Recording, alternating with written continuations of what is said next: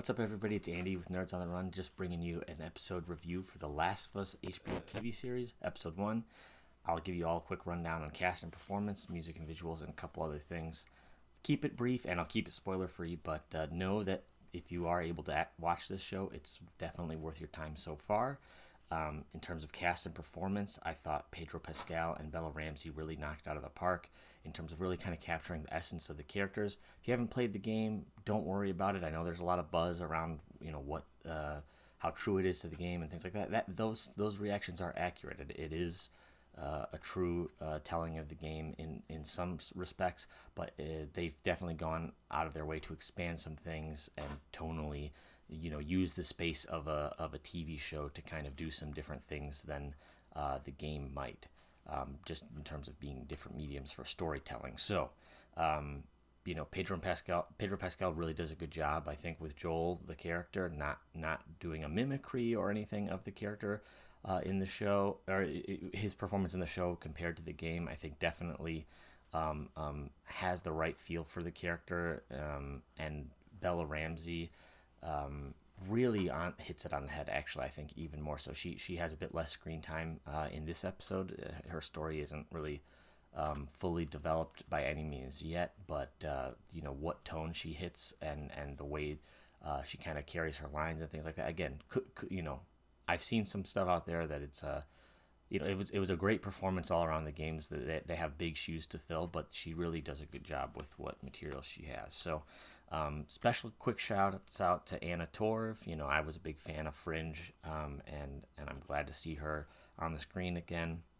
And Nico Parker, an unknown to me, but somebody that plays the protagonist of the episode in some ways, in Joel's daughter Sarah. So really good performances all around the block. Showrunners Neil Druckmann, who was the creator of the game story, and Craig Mazin. I'm not quite sure how to say his name. I know he worked on Chernobyl for HBO in the past. They really get a lot right in terms of making sure this show takes a story that was told in games and tells it in a way that's focused on character and focused on using the television medium, as I said, to kind of get the story right. Now, I will say the one pet peeve I have in all of television, all of movies, but I guess it happens a lot in American cinema and television.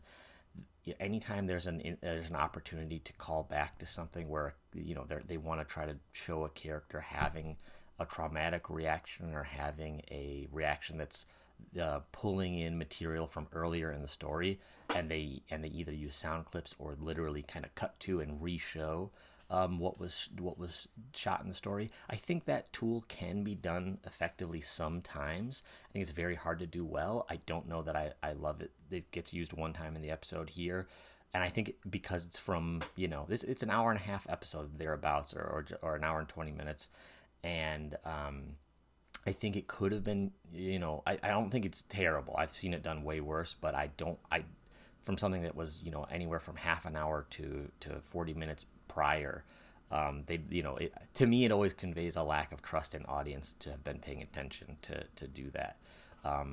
So I could appreciate maybe it being episodes later, footage from an earlier episode. I know there's slightly different rules for television and for movies, but in total, I really like that to be avoided and done a little differently. I think it doesn't ruin anything, so I won't go on about it too far, but that does come into play here at one time. In terms of music and visuals, besides my little pet peeve, again, couldn't say enough good things. Some really cool shots of both apocalyptic events and post-apocalyptic fallout. Really good use of speaking to supporting the performance that I was a really big fan of.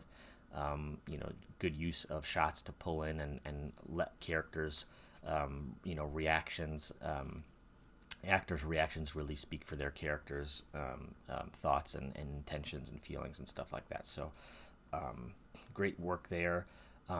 Gustavo Santa Ayala, or Ayala, probably I'm probably butchering it. Gustavo Santa Olea.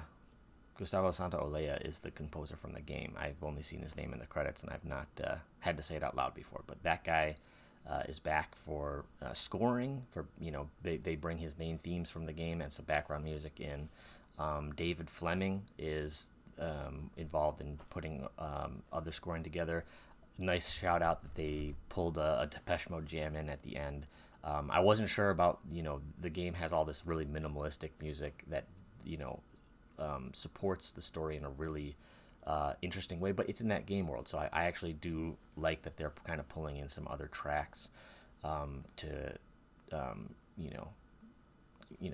the serialized TV version of it's going to need some of that kind of stuff. So great work all around the block with that stuff. I really love the scoring for this stuff. You could go out and the OST for The Last of Us games, I would recommend having somewhere where you can just chill out and listen to that. It's definitely worth it if you haven't, and it won't spoil anything if you're not looking to get spoiled. I would try to kind of, if you're somebody who has not played the games and is not interested in them, that's fine. If this is getting you curious and you have an access to a PlayStation 4 or a PlayStation 5, that's great. If you don't, no worries about it. I would just try to stay off the internet, because there is spoilers abound for sure as far as the subject of The Last of Us in the game and all the buzz around it. As for the future, I did the first series here. The first season is supposed to be the first game is in its entirety. There are 2 games. They say they're interested in telling some other stories in the world of The Last of Us. Craig Mazin had said something to that effect, so I don't know. I have some thoughts we could get into in a future episode what that might be, but for sure they are interested in going into more seasons, whether that be the second game or some other focus on other characters. I did want to give one shout out I forgot before. I think the character that plays her name is Merle Dandridge. I'd seen her in some documentaries in the making of the games. She plays one character that I won't get into too specifically, but she plays the same. She's the same actor from the game and plays the same character in the show. So that was one carryover. That was kind of a cool opportunity. All the motion capture that they've done with with how games are of performance just as much as other cinema and other mediums these days. This character had a chance to be reprised by her former actor, so I thought that was pretty cool. So anyway, great, worth your time for sure. 4 out of 5, well done, well acted. Pacing is a little tough because it's there's some very fast-paced, interesting, awesome stuff going on, heartbreaking stuff going on. But also, there's it doesn't require you to have played the games. It just certainly is a lot of interesting. It's a lot of lore, and they don't get too expositional about it, which I think is good and helps the pacing. But also, it could potentially leave people a little in need of a rewatch just to make sure they catch everything. So, great episode of TV, and I really hope they can keep it up as they get into some more harrowing stuff.